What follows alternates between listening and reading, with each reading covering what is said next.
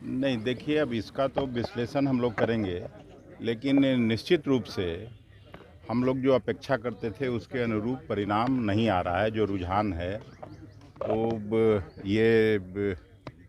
विश्लेषण के बाद हम लोग इसको ये करेंगे, लेकिन हम लोग उम्मीद करते थे कि तीनों ही राज्यों में, चाहे वो छत्तीसगढ़ हो, राजस्थान में कोई गहलोत सरकार के खिलाफ नहीं बोलता था, कोई एंटी इनकम्बेंसी का ये नहीं था, बल्कि सरकार की तारीफ होती थी।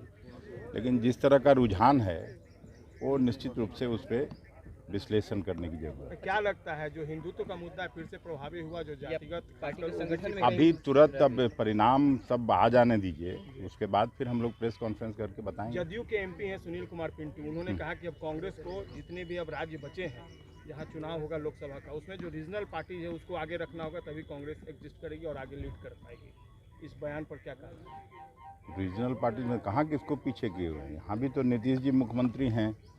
हम लोग तो अभी जो चुनाव हुए वहाँ पर इंडिया गठबंधन पार्टियों को जगह नहीं मिली, इससे नहीं मिली कांग्रेस ने। नहीं, अब ये तो तरह तरह की बात हो सकती है, मतलब उसमें कोई ये नहीं है, अपनी अपनी बात कहने का सबको अधिकार है।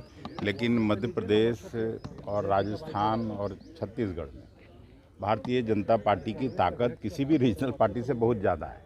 सर, इंडिया गठबंधन की बैठक है 6 तारीख को, मंथन की जरूरत है कांग्रेस को इस चुनाव अब परिणाम तो परिणाम आ जाने दीजिए। अभी तो जब पूरा परिणाम आता है तो उसके बाद फिर हम लोग मंथन की जरूरत हो, परिवर्तन की जरूरत हो, आगे ठीक करने की जरूरत हो, सब पॉलिटिकल पार्टी करती ही है। सर, इंडिया गठबंधन की बैठक है 6 तारीख को, क्या छुट्टी से वापस आ गया इंडिया गठबंधन?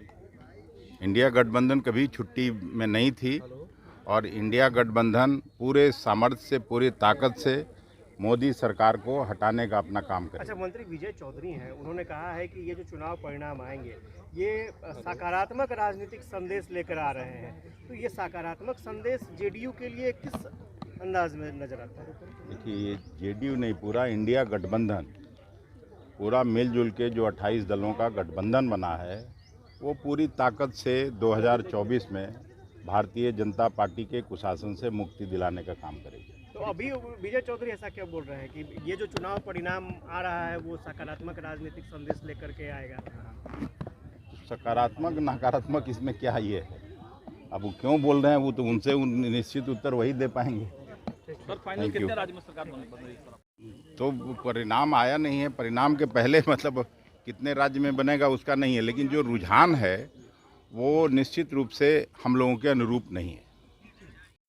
नहीं, देखिए, अब इसका तो विश्लेषण हम लोग करेंगे, लेकिन निश्चित रूप से हम लोग जो अपेक्षा करते थे उसके अनुरूप परिणाम नहीं आ रहा है। जो रुझान है वो विश्लेषण के बाद हम लोग इसको ये करेंगे, लेकिन हम लोग उम्मीद करते थे कि तीनों ही राज्यों में, चाहे वो छत्तीसगढ़ हो, राजस्थान में कोई गहलोत सरकार के खिलाफ नहीं बोलता था, कोई एंटी इनकम्बेंसी का ये नहीं था, बल्कि सरकार की तारीफ होती थी। लेकिन जिस तरह का रुझान है वो निश्चित रूप से उस पर विश्लेषण करने की जरूरत है। क्या लगता है जो हिंदुत्व का मुद्दा फिर से प्रभावी हुआ, जो जातिगत